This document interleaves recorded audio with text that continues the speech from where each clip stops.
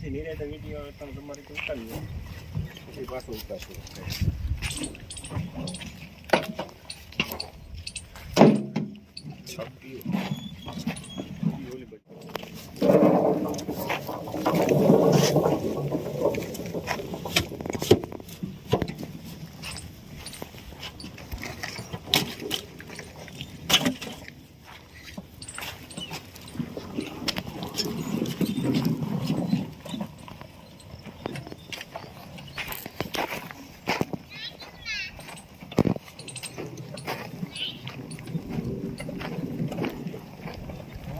ઘટે નહીં ને આ વખત કલર એ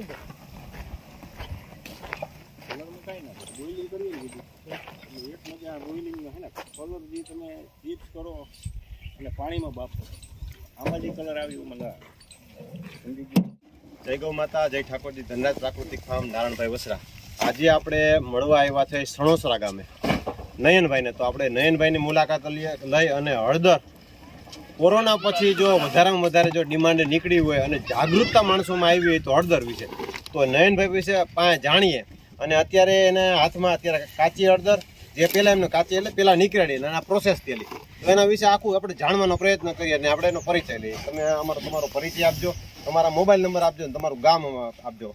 મારો પરિચય, હું વણાદર તાલુકાનું સણોસરા ગામ, મારા ફાર્મ દ્વારકેશ પ્રાકૃતિક ફાર્મ. અને હું આજે 2016થી ગાય પ્રાકૃતિક ખેતીમાં છું અને 2019માં હળદરનું વાવેતર ચાલુ કર્યું. પહેલાં મેં 2 વીઘાની વાવેતર કર્યું હતું. તે પછી વાવેતર કર્યા પછી મને આ રીતનું હું કરી અને મસાલાવાળાને ત્યાં બોઇલિંગ કરી અને પાલિશ કરીને મસાલાવાળાને ત્યાં દેવા જતો તો ત્યાં એ લોકો આપણે 60-70 રૂપિયા કિલો રાખતા અને બજારમાં ત્યારે 200-180 રૂપિયા પાવડરનો ભાવ હતો. એટલે મને એવું થયું તો હું આજે 5 વર્ષથી હું બોઇલિંગ કરી અને પાવડર ફોર્મમાં માર્કેટ છે મારું. તો આજે મારી ત્યાં ઉપલેટા તાલુકાના રાજકોટ જિલ્લાના આત્મનિર્ભર ગ્રુપના ધનરાજ પ્રાકૃતિક ફાર્મવાળા નારાયણભાઈ વસરા અને વીડી કાલરિયા અને એને મારી જોડે એને પણ એક ઉપલેટાની અંદર એક એવો સારથી પ્રાકૃતિક મોલ કરીને પ્રાકૃતિકનો ચાલુ કરેલ છે. તો આજે આ વસ્તુ મારા ફાર્મની વિઝિટમાં આવ્યા એટલે મને બહુ ગમ્યું અને આ વસ્તુમાં છે ને આજે એ લોકો મારા બોઇલર હાલે તેથી લોકોનું ખૂબ માન હતું કે મારે એટલે આપણે આમાં આજે આ હળદર તમારા હાથમાં છે. આપણે આ હળદર છે ને પહેલાં આ કાચી હળદર છે બરોબર અને આ બફાઈ ગયેલી હળદર છે બરોબર. આને હમણાં આપણે તોડીને પણ બતાવીએ. એટલે આ હળદર આપણે ડાયરેક્ટ સીધી આમાં નાખેલી, આ ડાયરેક્ટ ટાંકીમાં નાખી બરોબર. આ એક ટાંકીમાં કેટલી સમય? 15 મણ. 15 મણ, 15 ને 15 30 બરોબર. અને ઓલું પાછળથી પાણીનું સ્ટીમનું મશીન છે, વરાળથી જ આમાં વરાળથી અત્યારે આ બાજુમાં આવે છે બરોબર ને. આ ટાંકી ચાલુ છે, આ વાલ છે, અહીં લગીનો નીચે છે ભઠ્ઠી છે અને આ માથે પાણીનું છે બરોબર. અને આ એની વરાળ એટલે સ્ટીમથી જ આખે પાકે બરોબર. તો હવે કહેવાનો મતલબ આપણો અને બાફવાનો આ અત્યારે કાચી છે ત્યારે તમે એનો કલર જો બરોબર. સેલમ હળદર કેસરજી છે એમાં ઘણી બધી જોઈએ છે અને ઘણી બધીમાં કલરમાં ડિફરન્સની બહુ મોટામાં મોટી રામાયણ છે બરોબર. તો બફાણા પછી આપણે જે વસ્તુ છે ને મેન વસ્તુ મહત્વ બફાણા પછી પાછી આની જે થિકનેસ છે કલર છે એ બગડવો ન જોઈએ અને એ પછી એનું મહત્વ છે મેન આ પ્રોસેસનું મહત્વ છે આ જે બફાઈને એનું. તો આ બફાણા પછી આપણે જે વસ્તુ છે ને એ વસ્તુ આપણે બતાવવાનો પ્રયત્ન કરીએ. આ બફાઈ ગયેલી હળદર છે બરોબર અને આ તમે એકદમ જોઈ શકતા છો એકદમ કેસર કલરમાં. હજી તો આ હજી સ્ટીમ થઈને બહાર નીકળીને ઠરી અને પછી આપણે લીધેલી છે આ કાચી પીળાશ ઉપર. અને બફાણા પછી એનો કલર બગડ્યો ને એનો કલર સુધરો છે એકદમ કેસરી. હજી આ હુકા હેડ એકદમ કેસરી કલર ઉપર થઈ જાય. અને બીજું એ છે કે આની અંદર છે ને નારાયણભાઈ આ ખાસ બાફવામાં એ જોવાનું છે. આનું આખું સ્ટીમ આવતા નીચે ધુવાળા નીકળે બરોબર.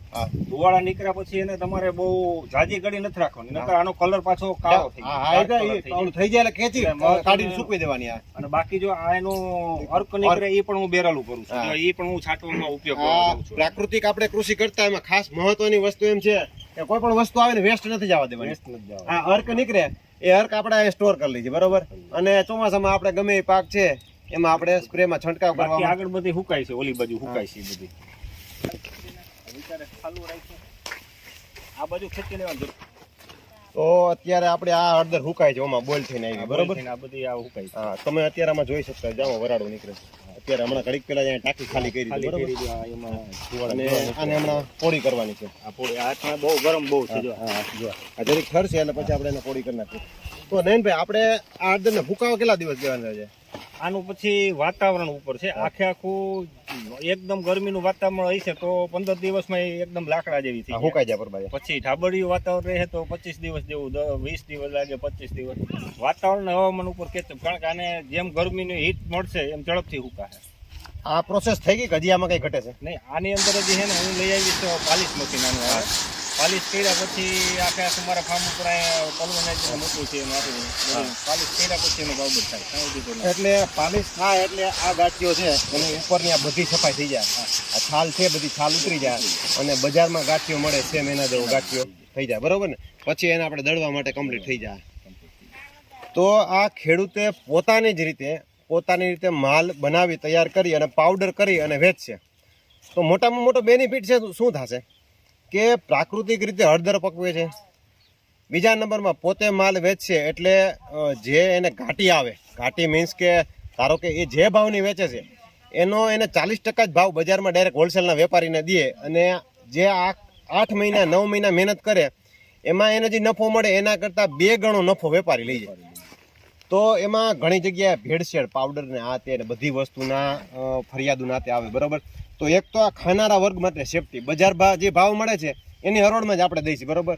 એક તો શુદ્ધ છે, કોઈ પણ પ્રકારનું ભેળસેળ નથી, કલર નથી, એવી કોઈ પણ પ્રકારની એમાં કઈ પ્રોસેસ થયા વગરની નથી. તો તમારા મોબાઈલ નંબર એક ખાસ આપી દો જેથી કરીને તમારો કોન્ટેક કરી સલાહ અને હળદર વાવેતર સલાહ સૂચન કે હળદર મગાવવી છે તમારી તો એ ડાયરેક્ટ તમારો કોન્ટેક કરીએ કે એનું મારું માધ્યમની કઈ જરૂર ન પડે. તો મારા મોબાઈલ નંબર છે 99252 60117. બીજા મોબાઈલ નંબર બીજા પણ આપી દેજો એટલે જેથી કરીને 70460 61117 એટલે મોબાઈલ નંબર. આ હળદર આ રીતે નેચરલી રીતે પકવેલી છે અને આપણે અહીંયા સ્થળ ઉપર જ જોઈ શકીએ છીએ કે આ હળદર પોતે બાફી અને આ રીતે સૂકવાની આખી પ્રોસેસ થઈ અને પોતે આની પાછું પાવડર બનાવી અને પોતે વેચે. અને માણાવદરમાં એમની શોપ છે બરોબર. અહીંયા જુનાગઢના આજુબાજુના વિસ્તારમાં હોય તો વાત આખી અલગ છે. તમે એના શોપની મુલાકાત લઈ શકો. દ્વારકેશ ને આપણે એનું એડ્રેસ બધું કહી દેજો ને. દ્વારકેશ મામલતદાર ને માર્કેટિંગ યાર્ડ આવે એની એ ચોક ઉપર જ આવે. આરકે પ્રાઇડ દુકાન નંબર 5 બરોબર. હા એટલે તમે ડાયરેક્ટ શોપ ઉપર તમે ત્યાંથી માણાવદર છે બરોબર. ઓર્ગેનિક મોલ ટાઈપ ટૂંકમાં નાનું સેન્ટર છે, નાના સેન્ટર પ્રમાણનું એ છે. ત્યાંથી બધી વસ્તુ મળી જાય અને ત્યાંથી તમે મળી અને ફોન નંબર તો તમને આપ્યા છે આમાં આપણે. તો એ ફોન નંબરના માધ્યમથી આપણે કોન્ટેક્ટ કરી અને આપણે એને મેળવી શકીએ. તો ખાસ કરીને જો આપણો વિડીયો સારો લાગ્યો હોય અને હળદર વિશેની વધારે વિસ્તૃત માહિતી જોતી હોય તો તમે એનો કોન્ટેક્ટ કરી અને મેળવી શકો. તો આપણો આ વિડીયોને શેર કરજો જેથી કરીને પ્રાકૃતિક કૃષિ કરતા ખાનારા વર્ગ સુધી આપણો વિડીયો પહોંચે. જય ગૌ માતા.